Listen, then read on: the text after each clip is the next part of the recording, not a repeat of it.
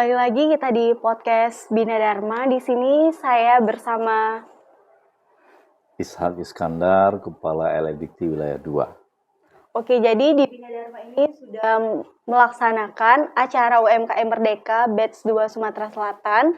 Dan saya juga merupakan pembawa acara dan di sini saya sebagai hostnya. Perkenalkan, saya Putri Nabila Sari. Dan langsung aja kita mau bincang-bincang nih Pak mengenai UMKM Merdeka. Kalau boleh tahu ini UMKM Merdeka ini dilaksanakan dari kapan ya Pak?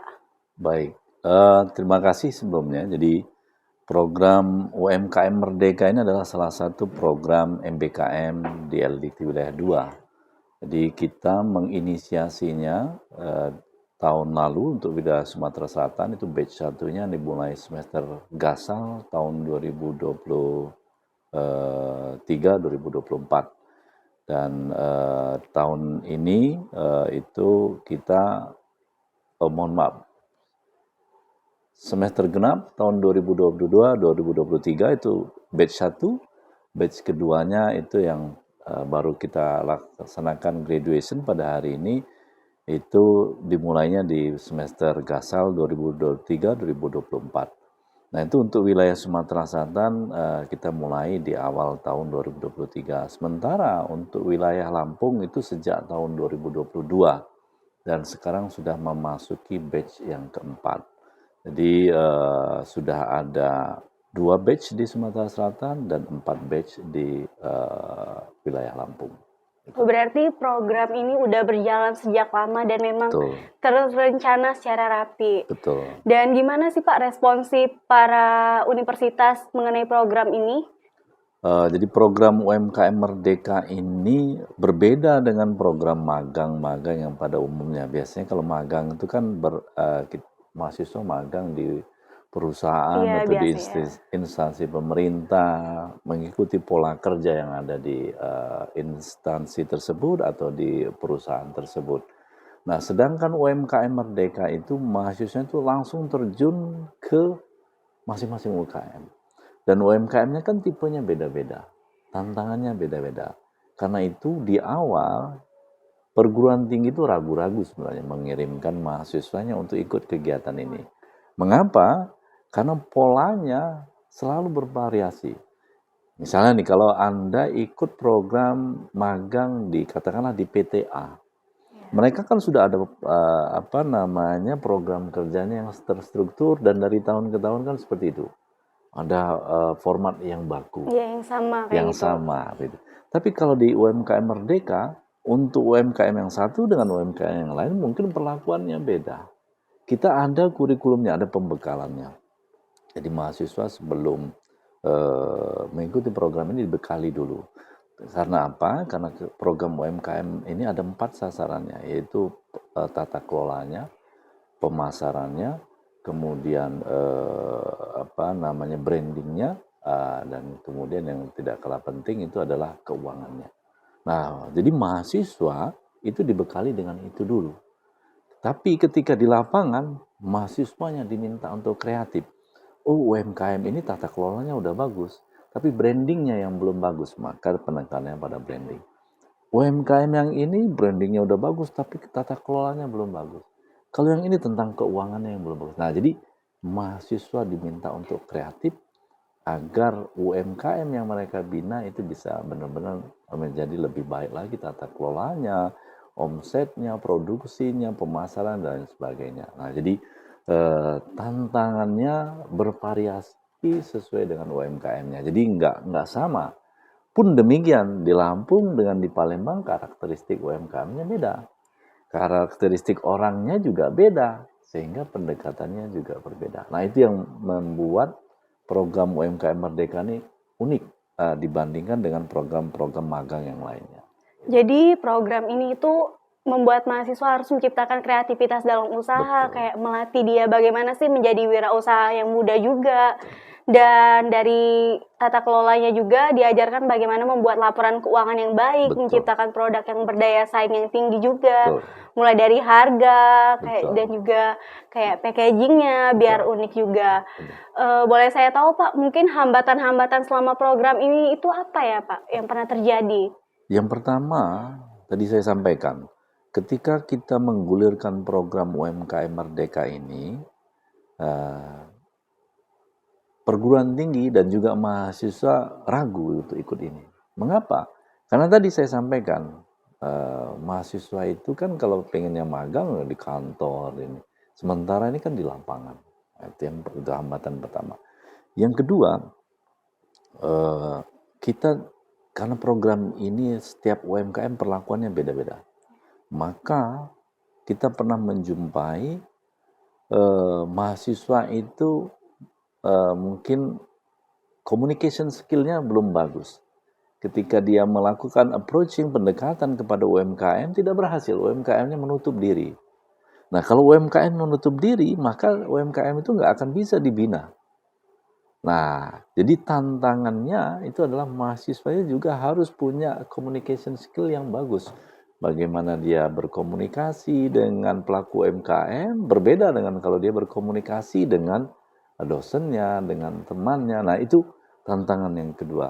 Yang ketiga, tantangan kita adalah terkait dengan bagaimana kita meyakinkan UMKM agar mau ikut program ini. Karena program ini bukan fokus pada permodalan. Biasanya kalau dilakukan pembinaan UMKM, itu fokusnya pada permodalan. Bagaimana meningkatkan modal, ada pinjaman dan lain sebagainya. Tetapi kalau UMKM Merdeka itu bukan ke sana. Sebelum mereka modalnya ditambah, mereka disiapkan dulu. Tata kelolanya tadi, produksinya, kemudian keuangannya, brandingnya, dan lain sebagainya. Nah, kalau dia udah siap, harapannya nanti ada sumber modal, mereka punya akses ke modal, permodalan, mereka lebih siap. Arahnya ke situ. Itu tantangan yang kita hadapi selama ini. Tentu kita juga ada tantangan-tantangan terkait dengan bagaimana menjaga semangat mahasiswanya, menjaga semangat dosennya, menjaga juga keinginan dari UMKM-nya untuk tumbuh gitu. Nah, itu juga tantangan yang kita hadapi di lapangan. Iya benar sekali Pak, mengenai personal branding terhadap UMKM itu kan sangat penting. Gimana Betul. sih ciri khasnya dan juga bisa menarik perhatian bagi masyarakat. Nah setelah UMKM ini sudah berjalan nih Pak sejauh ini, gimana sih penilaian Bapak terhadap kemajuan ataupun perkembangan usaha mereka? Setelah mereka diarahkan, diberi ilmu kayak presentasi, gimana sih kemajuan usahanya? Jadi ketika kita memulai program itu, UMKM itu diminta untuk mengisi data, membuka diri. Di mana kelemahan mereka di mana, termasuk omset mereka berapa. Nah, lebih dari 90% UMKM yang ikut kegiatan ini, omsetnya meningkat.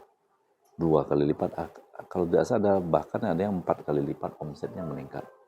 Nah, artinya ya di samping juga tentu respon langsung dari pelaku UMKM. Bagaimana kesan mereka kepada kita ya. Jadi bisa tadi kita lihat pada saat kita ada bazar tadi, bagaimana para pemilik UMKM itu menyampaikan, mengungkapkan kepuasannya dan ungkapan terima kasihnya karena mereka sudah dibina. Artinya program ini memang diterima oleh UMKM dan berdampak bagi kemajuan dan istilahnya UMKM-nya bisa naik kelas gitu. Nah, seperti itu. Berarti program ini tuh udah mengalami kemajuan yang pesat dari tahun sebelumnya. Mungkin ada nggak sih Pak kayak inovasi nih di program selanjutnya yang akan dijalani? Boleh Pak dijelaskan? Nah, jadi tadi saya sampaikan di program-program UMKM yang sudah kita lakukan itu fokus UMKM kita banyak ke produksi makanan, ya, pempek, kemudian roti dan lain sebagainya. Dan pada saat kita ada rakor di pertengahan tahun 2023 kemarin dengan Ibu Sesjen menyampaikan ketika kita punya program MBKM dengan UMKM, sebaiknya jangan fokus pada makanan, tapi coba dikaitkan dengan hal-hal lain untuk perkembangan ekonomi setempat. Nah, di program UMKM Merdeka berikutnya, kita nanti akan lakukan rebranding. Karena apa? Karena UMKM Merdeka ini sekarang udah masuk MSIB, flagship nasional. Jadi tidak lagi langsung di bawah LDT 2, tapi langsung diakui Dari magang kementerian, MSIB ya, ya. magang MSIB dari kementerian.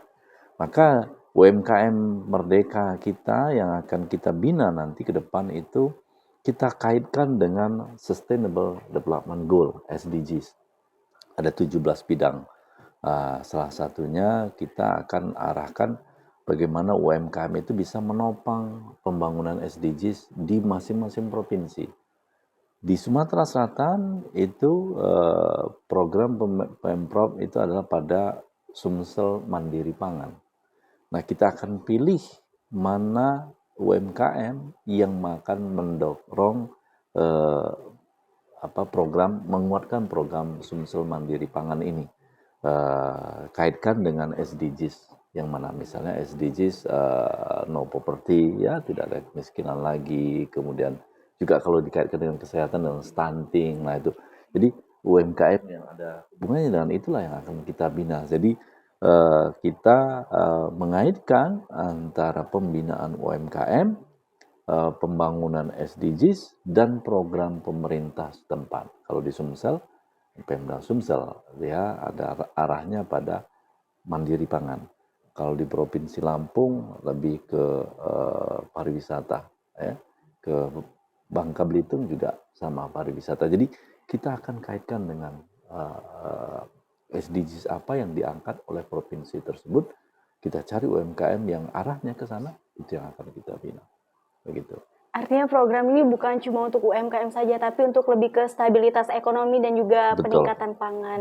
Karena itu di platform Merdeka Belajar, Kampus Merdeka itu sesungguhnya arah perkembangannya itu bukan hanya untuk menyiapkan mahasiswa, tapi diharapkan dengan program MBKM ini nanti akan muncul ekonomi baru sesuai dengan potensi daerah. Nah, jadi kita harus menselaraskan itu. Jadi tidak semata harus untuk kepentingan kampus saja, tapi juga harus mendorong tumbuhnya ekonomi baru di daerah situ. Nah, makanya kita harus mengaitkan juga dengan program pemerintah setempat. Gitu. Untuk harapan Bapak ke depan terhadap program ini apa saja, Pak? Tentu harapan saya banyak sekali. Tetapi yang pertama yang ingin saya tekankan adalah pada keberlangsungan program UMKM ini. Entah apapun namanya nanti, UMKM mandiri atau UMKM apapun itu, keberlangsungannya itu harus kita jaga. Kita sudah melihat bagaimana hasilnya, dampaknya terhadap UMKM yang kita bina, maka kita berharap bahwa dengan program-program UMKM yang UMKM Merdeka atau UMKM Mandiri nantinya, yang kita beri rebranding seperti itu, keberlangsungannya tetap terjaga dan menjadi satu program andalan bagi perguruan tinggi di LDT wilayah 2. Karena kurikulumnya sudah kita bangun, tinggal implementasinya diserahkan secara mandiri kepada perguruan tinggi. Itu yang pertama. Yang kedua, kaitannya dengan UMKM, program UMKM Merdeka ini, saya berharap bahwa para peserta yang sudah mengikuti program UMKM Merdeka ini punya tumbuh entrepreneurship-nya. Jadi keinginan dia untuk mengembangkan potensi yang ada di dalam diri dia, di sekitar dia, untuk tumbuh menjadi seorang entrepreneur. Jadi ketika dia tamat, tidak lagi menunggu mendapat pekerjaan, tetapi ketika dia tamat, dia siap untuk menciptakan lapangan kerja. Dimulai dari mana? Dimulai dari membangun UMKM secara mandiri. Nah, di batch 1 kemarin ada peserta yang sudah punya usaha. Keren Jadi sekali. ketika dia ikut program, saya lupa kalau nggak salah martabak apa namanya, dia sudah memulainya. Nah, harapan kita mahasiswa seperti itu. Belajar ini dia punya pengalaman bagaimana membangun UMKM, seluk-beluknya seperti apa. Dia membaca peluang, dia membuat UMKM sendiri, merintis usahanya sendiri. Sehingga ketika dia tamat, dia tidak bingung lagi menunggu melamar pekerjaan, menunggu bukaan PPNS atau gimana. Dia sudah siap untuk itu. Nah, itu harapan saya bagi mahasiswanya, bagi dosen. Saya berharap bahwa program UMKM Merdeka ini membuka wawasan kita dosen yang selama ini diam di kampus, keluar ke kampus, tahu permasalahan di lapangan, mengembangkan keilmuannya sehingga dia berdampak langsung bagi masyarakat. Jadi dosen punya peluang untuk bagaimana melihat teori yang dia kuasai selama ini ketika diimplementasikan ke lapangan seperti apa kendalanya, sehingga dia bisa menumbuhkan lagi, mengembangkan lagi keilmuannya. Itu keinginan saya, 3 hal itu. Pada keberlangsungan UMKM, pada peserta dari mahasiswa agar mereka tumbuh menjadi seorang entrepreneur, bagi dosen juga menjadi laboratorium lapangan dia untuk mengembangkan keilmuannya. Gitu.